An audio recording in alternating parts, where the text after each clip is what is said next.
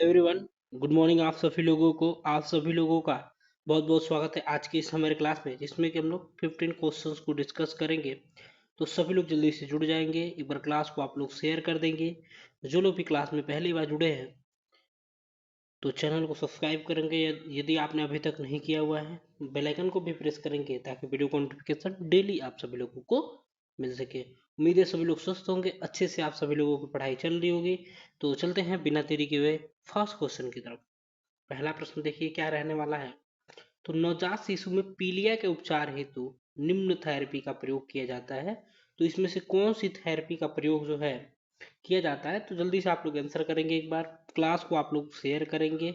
बताइए क्या हो जाएगा। फोटोथेरेपी हो जाएगा, या पर्याप्त मात्रा में तरल प्रदान करना, एक्सचेंज ट्रांसफ्यूजन। ठीक है, तो यहाँ पे क्या हो जाएगा दोस्तों, जैसे कि आप लोग देख रहे हैं, आंसर भी कर पा रहे हैं। ठीक है, कुछ लोग ए ज्यादा कर रहे हैं, लेकिन क्या हो जाएगा यहाँ पे, ऑप्शन डी हो जाएगा। देखिए क्या हो जाएगा, फोटोथेरेपी एंड पर्याप्त मात्रा में तरल प्रदान करना एंड एक्सचेंज ट्रांसफ्यूजन, ये सभी जो कि पीलिया में पीलिया के उपचार हेतु थेरेपी का प्रयोग किया जाता है। इन सभी थेरेपी का, यानी कि फोटोथेरेपी क्या है, तो एक ट्रीटमेंट है जिसमें प्रकाश की मदद से क्या किया जाता है, तो त्वचा की समस्याओं को नवजात शिशुओं के पीलिया का इलाज किया जाता है।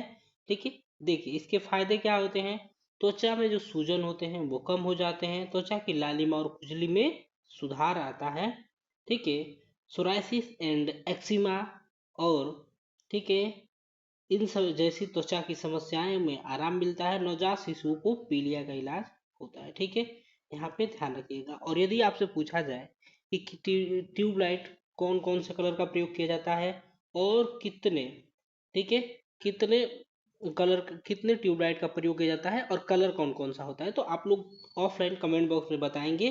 ठीक है, इसकी मदद से क्या किया जाता है, फोटोथेरेपी मशीन की मदद से विशिष्ट तरंगदैर्घ्य प्रकाश दिया जाता है। नवजात शिशुओं को काट या ठीक है खाट पे रखेंगे या इंक्यूबेटर में रोशनी नीचे रखा जाता है, और उनके आंखों को ढका जाता है और जननांग को ढका जाता है। ये चीजें ध्यान रखना है। ठीक है, चलिए, पर्याप्त मात्रा में तरल पदार्थ दिया जाता है। ठीक है, खासकर पानी हमारे शरीर के लिए बहुत जरूरी होता है।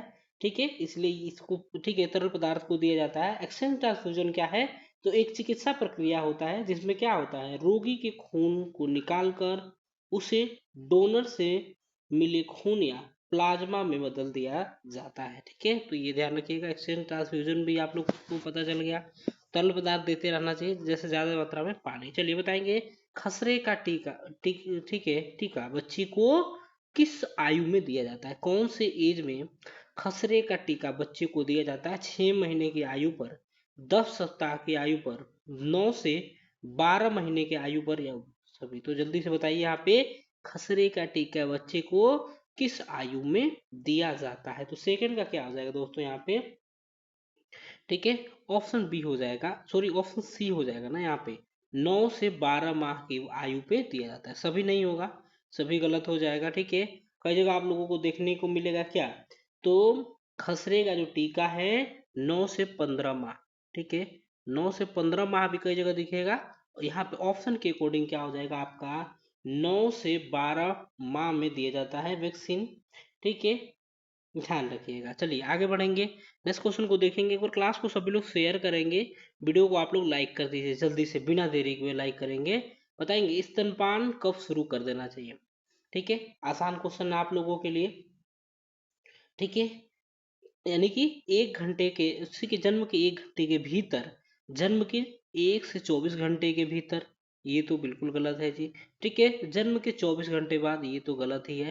ठीक है, तो इसमें राइट आंसर क्या हो जाएगा, ठीक है, जन्म के 1 घंटे के भीतर या जितना जल्दी हो सके। ठीक है, ठीक है, जन्म के तुरंत बाद या जन्म के 1 घंटे के भीतर स्तनपान शुरू करवा देना चाहिए। और शिशु को पहले 6 महीने तक केवल स्तनपान ही करवाना चाहिए, यानी कि माता का दूध देना चाहिए शिशु को जन्म के तुरंत बाद। खासकर पहले 1 घंटे के भीतर स्तनपान कराना सबसे अच्छा होता है, क्योंकि इस समय शिशु सबसे अधिक सतर्क रहता है। ध्यान रखिएगा। ठीक है, इसमें 6 माह तक, ठीक है, 6 माह तक स्तनपान जरूर करना चाहिए। ठीक है, ये कंपलसरी होता है। चलिए आगे बढ़िए, नेक्स्ट क्वेश्चन को देखेंगे। बताएंगे, WHO दस्त रोग हेतु निम्न में से किसकी सलाह देता है? ठीक है, किसका देता है? वर्ल्ड हेल्थ ऑर्गेनाइजेशन के बारे में बताएंगे। ठीक है, इसके बारे में मैंने बता चुका है। ठीक है, और ठीक है, वर्ल्ड हेल्थ डे कब मनाया जाता है ये बताइए आप लोग। ठीक है, इसका स्थापना कब हुआ था? कमेंट बॉक्स में सभी लोग बताएंगे। और इसका मुख्यालय कहाँ पे है? ठीक है, इसका मुख्यालय कहाँ पे है ये भी आप लोग बताइए। तो इसके द्वारा दस्त रोग में कौन किसका सलाह दिया जाता है? इलेक्ट्रोलाइट, ORS प्लस, जिंक का, चावल का पानी। ठीक है, चावल का पानी ये तो होगा नहीं क्योंकि इसके लक्षण है। ठीक है, इसमें क्या होता है? दस्त में क्या होता है? चावल के पानी जैसा मल होता है या नमक, ठीक है, चीनी या पानी। तो उस, ठीक है, WHO के द्वारा किसका सलाह दिया जाता है एक बार देखेंगे हम लोग, एक सेकेंड। ठीक है, ठीक है, तो ध्यान रखिए WHO के द्वारा जो है, ठीक है, जिंक, ORS और जिंक का सलाह दिया जाता है यहाँ पे, ध्यान रखना है। ठीक है, यानी कि ओरल रिहाइड्रेशन सोल्यूशन का प्रयोग किया जाना चाहिए। ठीक है, ठीक है, और जो साफ पानी और नमक का घोल भी यूज कर सकते हैं, लेकिन WHO के द्वारा ORS प्लस जिंक का प्रयोग, ठीक है, करने का सलाह दिया जाता है, यानी कि इसका सेवन करने का सलाह दिया जाता है, ध्यान रखिएगा। चलिए आगे बढ़िए, फिफ्थ नंबर बताएंगे। बताएंगे पोलियो की पहली पहली पोलियो की खुराक कब दिया जाता है एक बार बताइए। पोलियो का पहला खुराक कब दिया जाता है? ठीक है, ठीक है, इलेक्ट्रोलाइट्स क्या होते हैं इसमें? आपसे इससे पहले आपने देखा क्या है? इलेक्ट्रोलाइट ये दिया गया है ना इसमें। ठीक है, देखिए इलेक्ट्रोलाइट दिया क्या है? ये ऐसे मिनरल होते हैं जो रक्त में घूमते रहते हैं। ठीक है, क्या करते हैं? तो रक्त में घूमते रहते हैं। ये खनिज जो है ना पेट के जूसों और आप मल में, पेशाब और शरीर के अंदर ऊतकों में भी होते हैं। ठीक है, ध्यान रखिएगा। ठीक है, चावल का पानी तो इसका वो लक्षण होता है दस्त का। चलिए यहाँ पे बताइए पहली खुराक कब दिया जाता है? ठीक है, जन्म के तुरंत बाद, जन्म के 15 दिन बाद, या जन्म के 7वें दिन, या जन्म से 6 महीने पर। तो फिफ्थ का सभी लोग आंसर करिए जल्दी से, क्या हो जाएगा? ठीक है, तो कब दिया जाता है दोस्तों? सभी लोग जल्दी से बताएंगे। ठीक है, क्या हो जाएगा यहाँ पे? जन्म के तुरंत बाद पोलियो की खुराक, पहली खुराक पोलियो की जन्म के तुरंत बाद दिया जाता है। ठीक है, ध्यान रखिएगा। ठीक है, देखिए पोलियो खुराक जो है जन्म के समय दिया जाएगा या फिर कब दिया जाएगा? तो जन्म के 6 सप्ताह के बाद बच्चों को दिया जाता है। ठीक है, क्या होता है? पोलियो, ओरल पोलियो वैक्सीन जन्म के समय बच्चों को OPV की पहली खुराक को दिया जाता है, यहाँ पे ध्यान रखिएगा। ठीक है, चलिए तो क्या हो जाएगा? या तो 6 महीने दिया गया है आपके, 6 सप्ताह होता है उसको भी कर सकते हैं, या तो जन्म के तुरंत बाद आप लोग लगा सकते हैं इसमें। ठीक है, यदि ऑप्शन में नहीं रहेगा, जन्म के 6 सप्ताह बाद रहेगा तो 6 सप्ताह बाद लगाएंगे।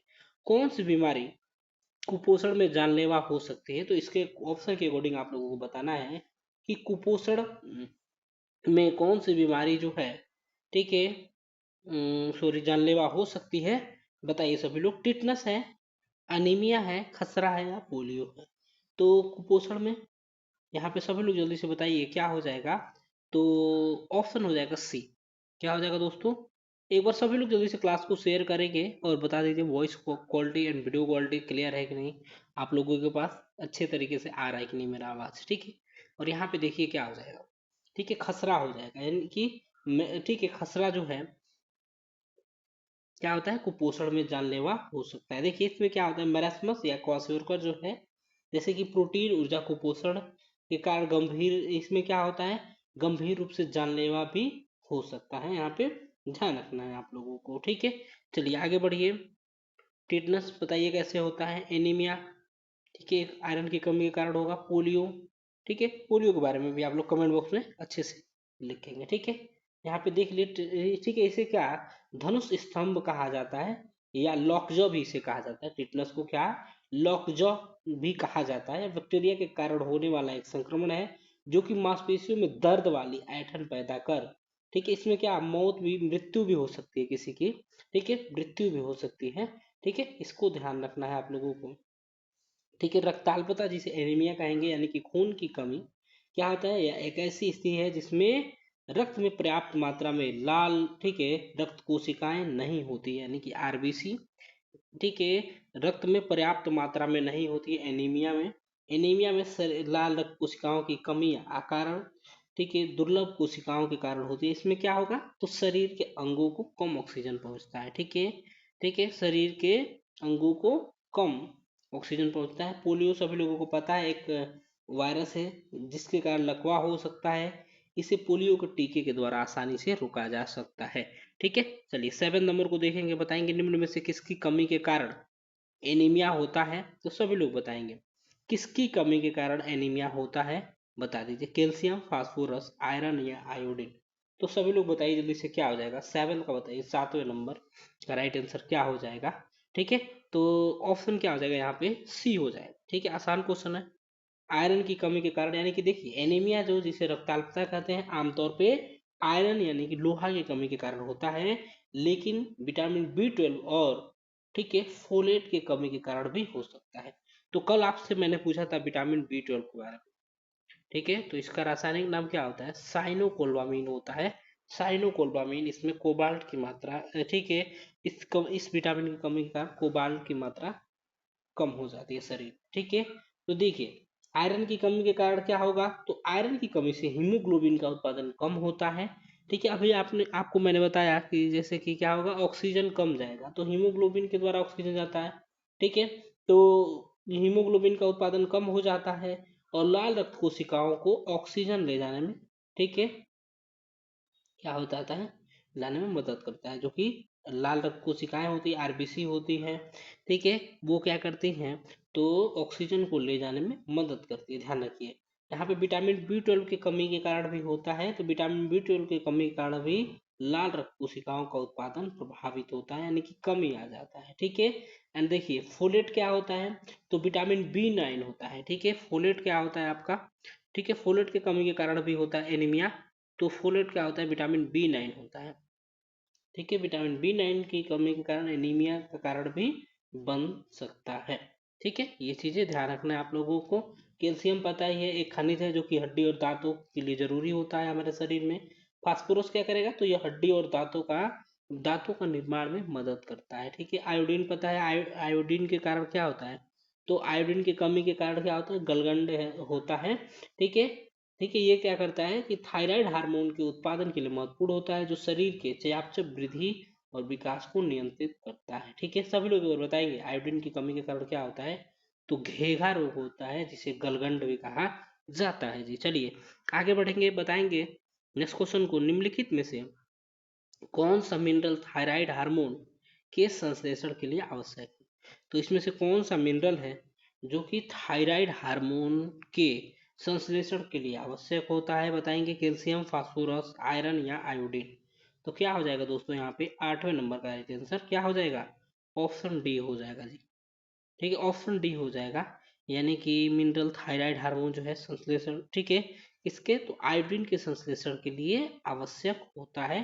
तो 8 का राइट आंसर क्या हो जाएगा, ठीक है, तो ऑप्शन हो जाएगा डी। ध्यान रखिएगा आयोडीन क्या है, थायराइड के द्वारा स्रावित थायरोक्सिन जिसे T4 या, ठीक है, ट्राई आयोडो थायरोनिन यानी कि T3 जैसे थायराइड हार्मोन के संश्लेषण के लिए आवश्यक होता है, ठीक है। आयोडीन की कमी से क्या हाइपोथायरायडिज्म हो सकता है, क्या हो सकता है, थायराइड हार्मोन का कम उत्पादन होगा इसमें, आयोडीन की कमी जब होगी तो क्या हो सकता है उस समय, तो हाइपोथायरायडिज्म हो जाता है।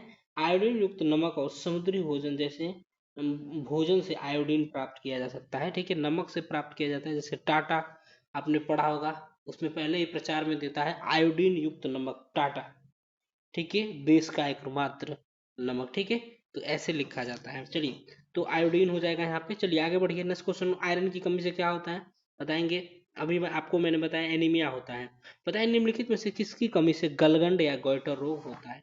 तो ये मैंने पहले ही आप लोगों को बता दिया है, ठीक है, क्या हो किसकी कमी से क्या होता है, गलगंड या गोइटर होता है। तो ये होता है आयोडीन की कमी के कारण दोस्तों, ठीक है, ऑप्शन डी हो जाएगा। आयोडीन की कमी के कारण क्या होता है, तो गलगंड जिसे घेघा कहा जाता है, ठीक है, घेघा, ठीक है, क्या होता है, आयोडीन की कमी के कारण होता है।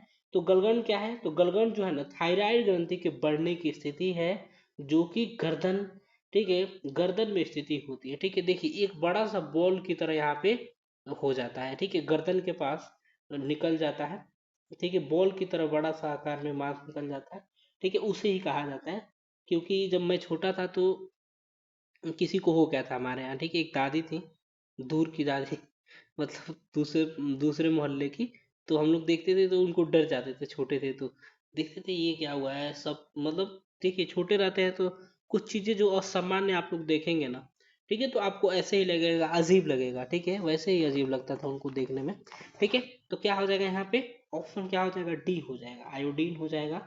चलिए आगे बढ़िए, इसका रोकथाम कैसे, आयोडीन नमक, आयोडीन युक्त नमक का सेवन करके गलगंड रोका जा सकता है, या समुद्री भोजन या अन्य खाद्य पदार्थ आयोडीन युक्त जो होते हैं उनसे रोका जा सकता है इसको। चलिए आगे बढ़िए, 10th नंबर को देखेंगे, एक वयस्क व्यक्ति में लगभग कितना सोडियम पाया जाता है। तो एक वयस्क व्यक्ति में कितना सोडियम पाया जाता है आप लोगों को बताना है। 100 ग्राम, 250 ग्राम, 400 से 500 ग्राम, या 500 से 1000 ग्राम। तो सभी लोग यहाँ पे बताएंगे 10th का क्या हो जाएगा। ठीक है, एक वयस्क व्यक्ति में कितना पाया जाता है, क्या, सोडियम। तो यहाँ पे क्या हो जाएगा आप लोगों का, ऑप्शन हो जाएगा ए, यानी कि 100 ग्राम सोडियम पाया जाता है। ठीक है, 100 ग्राम सोडियम पाया जाता है एक सॉरी वयस्क व्यक्ति में। चलिए आगे बढ़िए, नेक्स्ट क्वेश्चन को देखेंगे। बताइए इनमें से कौन सा सामाजिक आर्थिक संकेतक नहीं है। तो सामाजिक आर्थिक संकेतक नहीं है, पूछा गया है। ठीक है, ठीक है, साक्षरता दर, परिवार का आकार, रहने का मकान, या जन्म के समय जीवन काल की संभावनाएं। तो क्या हो जाएगा यहाँ पे 11th का क्या हो जाएगा, ये आसान क्वेश्चन आप लोगों के लिए। ठीक है, ठीक है, देखिए वेस्क में क्या 92 पाया जाता है, 92 ग्राम सोडियम या 100 ग्राम। ठीक है, राउंड फिगर में ले सकते हैं यहाँ पे, ध्यान रखिएगा। और सोडियम क्या करता है, तो शरीर के तरल पदार्थ को संतुलित बनाए रखता है। ठीक है, पेशियों और नसों के कार्य में मदद करता है, रक्तचाप को नियंत्रित करने का कार्य। यहाँ पे क्या हो जाएगा, ऑप्शन डी हो जाएगा ना दोस्तों। ठीक है, ऑप्शन डी हो जाएगा, ध्यान रखिएगा।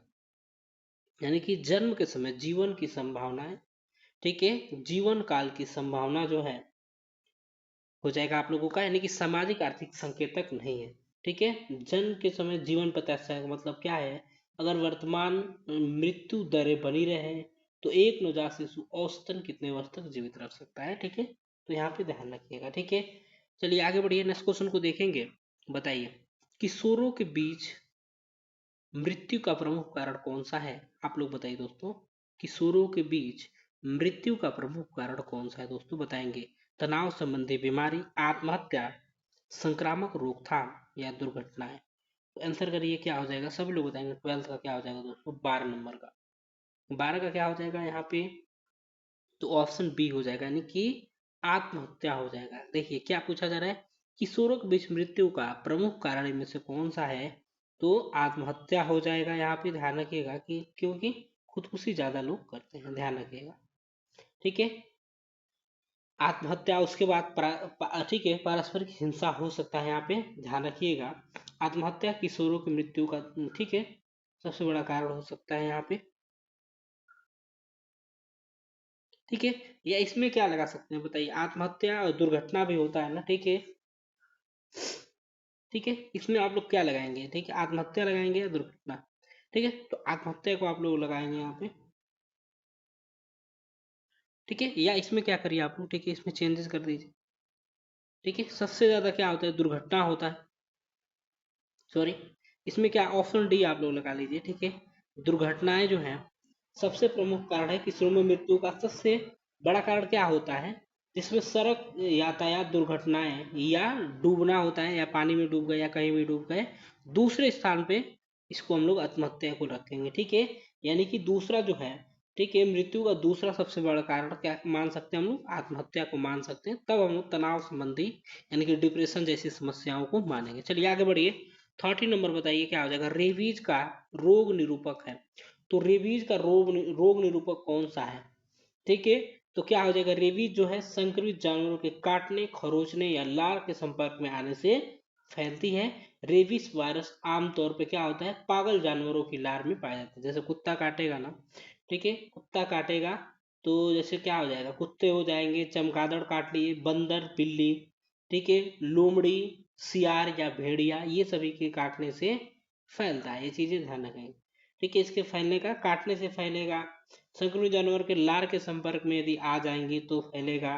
संक्रमित जानवर के लार एवं खरोच और ताजा घाव में प्रवेश करने से फैलता है। तो यहाँ पे क्या हो जाएगा, तो क्या हो जाएगा 13 का ऑप्शन बी हो जाएगा, नेगरी बॉडीज हो जाएगा। ठीक है, नेगरी बॉडीज हो जाएगा। ये क्या होता है, रेबीज वायरस के नेगरी बॉडीज जो है ना, रेबीज वायरस से संक्रमित तंत्रिका कोशिकाओं को साइटोप्लाज्म में पाए जाने वाले, ठीक है, इओसिनोफिलिक समावेशन होते हैं, जो क्या करते हैं, रेबीज संक्रमण का एक विशिष्ट, ठीक है, हिस्टोलॉजिकल लक्षण होता है। क्या होता है, एक विशिष्ट हिस्टोलॉजिकल लक्षण होता है। ऑप्शन क्या हो जाएगा यहाँ पे, बी हो जाएगा जी। ठीक है, चलिए, नेग्री बॉडीज की खोज सबसे पहले किसने किया था, एडोल्ची नेग्री ने 1903 में किया था। ठीक है, कब कब किया गया था, 1903 में। ठीक है, किसके द्वारा, तो एडल्ची नेग्री के द्वारा। ठीक है, एडल्ची नेग्री के द्वारा 1903 में सबसे पहले, ठीक है, जब उन्होंने रेबीज के संक्रमण के जानवरों के न्यूरॉन्स में इन समावेशन को देखा था। ठीक है, चलिए आगे बढ़िए, नेक्स्ट क्वेश्चन को देखेंगे। बताएंगे, प्रत्येक सामुदायिक विकास खंड में होना चाहिए, क्या होना चाहिए, एक सामुदायिक स्वास्थ्य केंद्र, 4 सामुदायिक स्वास्थ्य केंद्र, 3 सामुदायिक स्वास्थ्य केंद्र या 2 सामुदायिक स्वास्थ्य केंद्र। तो सभी लोग जल्दी से बताएंगे। 14 नंबर का क्या हो जाएगा, तो यहाँ पे क्या हो जाएगा, एक सामुदायिक स्वास्थ्य केंद्र होना चाहिए। ठीक है, कितना होना चाहिए, तो एक सामुदायिक स्वास्थ्य केंद्र खंड, ठीक है, स्वास्थ्य केंद्र होना चाहिए, कम्युनिटी हेल्थ सेंटर होना चाहिए एक विकास खंड में। ठीक है, प्रत्येक विकास खंड में कितना होना चाहिए, ठीक है, तो एक कम्युनिटी हेल्थ नर्स यहाँ पे सब, ठीक है, कम्युनिटी हेल्थ सेंटर होना चाहिए। सॉरी, एक चीज और बताइए मुझे आप लोग। ठीक है, और पीएससी कितना होना चाहिए, प्राइमरी हेल्थ सेंटर कितना होना चाहिए, ठीक है, प्राथमिक स्वास्थ्य केंद्र कितना होना चाहिए, ये चीजें आप लोग बताइए। ठीक है, चलिए आगे बढ़ेंगे। नेक्स्ट क्वेश्चन को देखिए, 50 नंबर लास्ट क्वेश्चन बताएंगे, कॉप्लिक स्पोर्ट के लक्षण। इसके लक्षण है, आप लोग बताइए जल्दी से, क्या हो जाएगा। ठीक है, ये क्या करते हैं, ठीक है, सामुदायिक स्वास्थ्य केंद्र कम्युनिटी हेल्थ सेंटर क्या करेंगे, तो ये खासकर ग्रामीण और कम आय वाले क्षेत्र में प्राथमिक और निवारण स्वास्थ्य सेवाएं प्रदान करते हैं। यहाँ पे सभी लोग बताएंगे कॉप्लिक स्पोर्ट के लक्षण। कॉप्लिक स्पोर्ट के लक्षण बताइए, इसके हैं, मिजल्स का है, डिप्थीरिया का है, चिकन पॉक्स का है या पर्ट्यूसिस का है। तो यहाँ पे सभी लोग जल्दी से बताइए क्या हो जाएगा। सभी लोग बताएंगे कॉप्लिक स्पोर्ट, बताइए यहाँ पे क्या हो जाएगा, तो 15 का ऑप्शन ए हो जाएगा, यानी कि मिजल्स के लक्षण। ठीक है, शुरुआती चरण में मुंह के अंदर, खासकर गालों के अंदर दिखाई देने वाले छोटे सफेद या नीले भूरे रंग के धब्बे होते हैं, जो लाल रंग की पृष्ठभूमि पर दिखाई देते हैं। क्या, तो लाल रंग के पृष्ठभूमि पे दिखाई देंगे। ठीक है, कॉप्लिक स्पॉट खसरे के शुरुआती लक्षण में से एक है, जो अक्सर बुखार, खांसी और नाक बहने के साथ दिखाई देते हैं। ध्यान रखिएगा, यहाँ पे ऑप्शन हो जाएगा ए। ठीक है जी, चलिए, तो ये रहे हमारे 15 क्वेश्चन। मिलते हैं आप सभी लोगों से कल सुबह 9 बजे अगली क्लास में। तब तक के लिए bye bye, take care, thank you so much for watching. ठीक है, रेगुलर 9 बजे आप लोग जुड़ जाया करें। ठीक है, रेगुलर क्लासेस आपकी होती हैं। ठीक है, 15 क्वेश्चन की और इम्पोर्टेंट क्लास होती है। तो मिलेंगे सुबह 9 बजे आप सभी लोगों से, तब तक के लिए bye bye, take care, thank you so much for watching, have a great day.